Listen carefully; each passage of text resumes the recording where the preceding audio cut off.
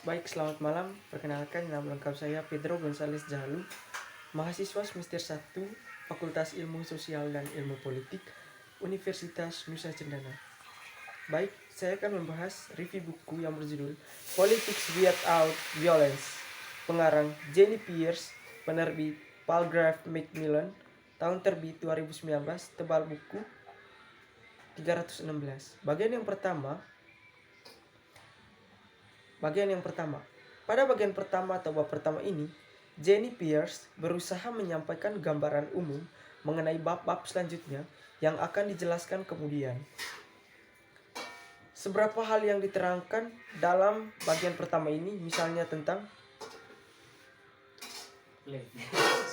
politik sebagai arena untuk menangani kepentingan dan aspirasi yang diperebutkan dalam masyarakat dan untuk mengalokasikan sumber daya, tempat di mana kebajikan dipupuk dan diekspresikan.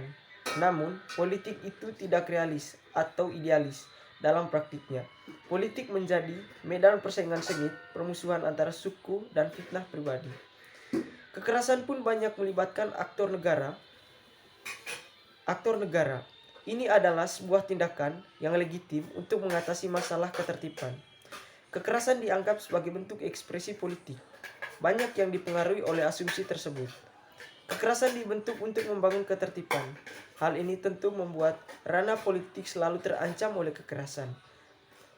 Politik dikonseptualisasikan sebagai cerminan ketidakmampuan masyarakat untuk mengatasi kekerasan ontologis. Kemudian membuat politik menjadi mungkin karena ia memusatkan kekerasan di antara masyarakat dan mendorong mereka untuk menyerahkan sebagian kebebasannya dalam kontrak sosial kepada negara. Akibatnya, politik bisa terjadi. Negara dapat memonopoli kekerasan dan kekerasan yang dilakukan negara tidak dipandang sebagai kekerasan. Untuk menghadapi dan memahami politik tanpa kekerasan membutuhkan proses pencerahan emosional. Bagian yang kedua, mengulas tentang perdebatan seputar politik dan kekerasan dan terus dilakukan hingga hari ini menurut Hobbes, Weber, dan Charles Smith. Hobbes melihat negara sebagai kunci pembentukan komunitas politik. Hobbes berpendapat bahwa cara untuk mencapai tujuan ini adalah dengan membiarkan kedaulatan memonopoli hak untuk menggunakan kekuatan koersif sebagai solusi. Hobbes memberi garis pemikiran bahwa manusia tidak dapat mengendalikan kecenderungan untuk berkonflik atau untuk bertengkar di antara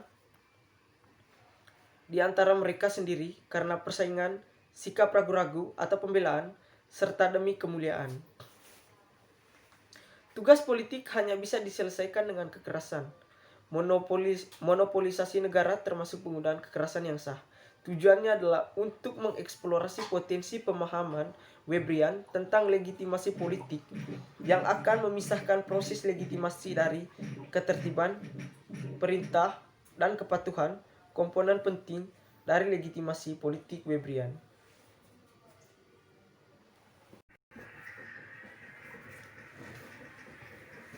Bagi Smith, potensi kekerasan dalam kasus ekstrim membuat negara pada akhirnya menjadi politis. Tidak seperti Hobbes dan Weber, negara tidak boleh digabungkan dengan politik atau memungkinkan politik melalui pilihan antara persaingan kekerasan atau badan yang lebih tinggi dengan monopoli kekerasan. Sementara Hobbes mencampurkan konstruksi lingkungan politik dengan negara dan tawaran perlindungannya dengan imbalan kepatuhan, dan Weber berpendapat bahwa monopoli negara atas kekerasan yang sah berarti bahwa politik harus selalu menyertakan alat kekerasan. Smith percaya bahwa politik bukan politik sehari-hari sebagai pertentangan antara pengelompokan, didasari oleh kemungkinan nyata dan sekarang dari kekerasan yang muncul dari antagonisme teman atau musuh.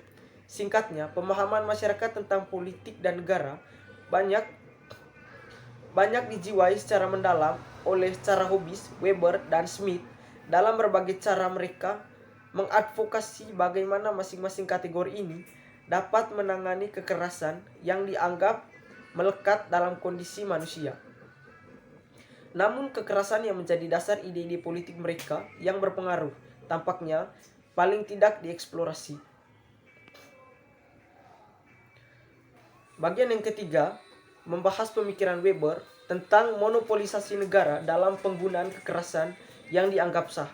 Tujuannya adalah untuk mengeksplorasi potensi pemahaman Weberian tentang legitimasi politik yang akan memisahkan proses legitimasi. Bagi Weber, didominasi politik dilegitimasi berdasarkan kepercayaan pada hak penguasa untuk memerintah dan menggunakan kekerasan dalam prosesnya. Legitimasi dan legalitas adalah dua aspek dari negara modern yang tampaknya bergema kuat dengan norma liberal dan demokrasi. Namun, mereka juga bisa kompatibel dengan rezim liberalisme dan otokrasi. Ini permasalahannya adalah bahwa legitimasi tetap merupakan konsep yang sangat problematis jika dilihat dari kacamata kekerasan dan maknanya. Dalam proposisi Weberian, kemungkinan bahwa legitimasi politik dapat hidup berdampingan dengan tingkat kekerasan negara yang luar biasa tidak dipertimbangkan. Meskipun Weber mungkin akan percaya bahwa ini berarti negara telah kehilangan legitimasinya. Tidak ada cara untuk menentukan pada titik mana penggunaan kekerasan itu terjadi. Di sini dikatakan bahwa kekerasan itu penting, dan meskipun tidak ada garis langsung antara kekerasan dalam satu ruang sosialisasi dengan yang lain.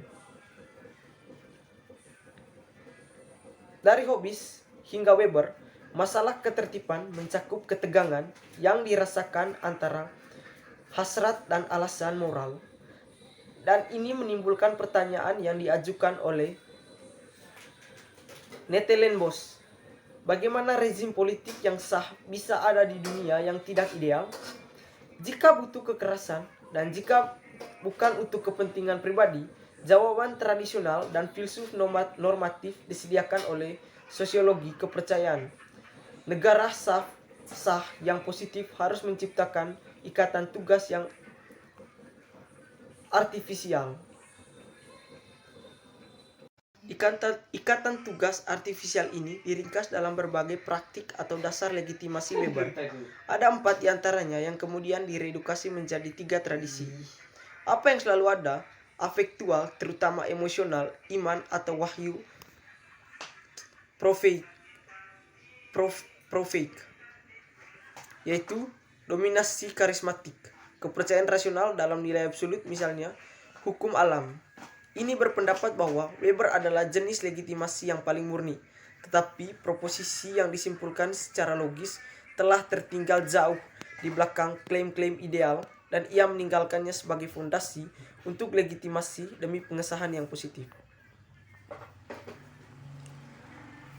Monopoli tidak mencegah penggunaan kekerasan yang berlebihan oleh negara untuk mempertahankan tatanan tertentu dan perluasan tatanan itu dengan cara yang menjamin kekuasaan dan kekayaan orang yang beruntung.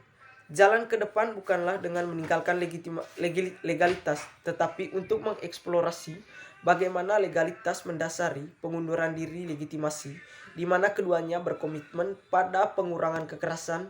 Hubungan legalitas dengan kekerasan membuka serangkaian pertanyaan sulit lainnya. Bagian yang keempat, antara rasionalitas prosedur hukum Weber, kritik metafisik terhadap kekerasan, dan alternatif prosedural pasca metafisik untuk kekerasan, sumber dari undang-undang non-kekerasan dan politik tanpa kekerasan masif sulit dipahami. Alasannya yang diperdebatkan di sini adalah bahwa mereka semua kehilangan hubungan emosi dengan agresi dan transformasi agresi menjadi kekerasan. Bab ini menjelaskan berbagai pendekatan selama abad terakhir tentang hubungan hukum dan kekerasan. Perjuangan melawan pemenjaraan sewenang-wenang oleh negara sebagai aspek kontingen untuk kekerasan intrinsiknya. Dalam mencari kemungkinan hukum tanpa kekerasan, telah disarankan bahwa lembaga yang sensitif terhadap kekerasan perlu tumbuh dalam kapasitasnya untuk menghapus sanksi atas pelanggaran yang secara selektif telah disalahpahami oleh negara, termasuk miliknya sendiri. Yang menarik adalah bagaimana hampir ada perubahan emosional dalam ilmu sosial dan studi hukum. Baik, itu saja penjelasan saya. Semoga bermanfaat. Terima kasih.